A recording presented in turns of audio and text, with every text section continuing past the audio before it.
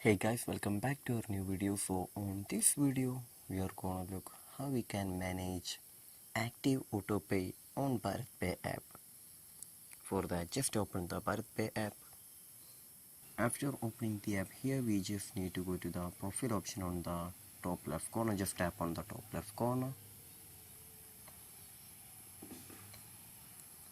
So in here we can just see the Bharatpe UPI settings option. Just tap on the Bharatpe UPI settings option.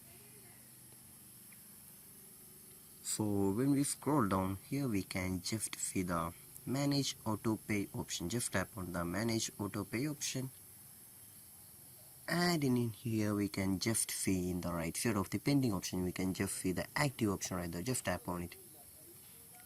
So this is where we can view the active Manage Autopay on Bharatpe app. So I hope this video was useful for you. So just do like, share, subscribe to our channel. Thank you.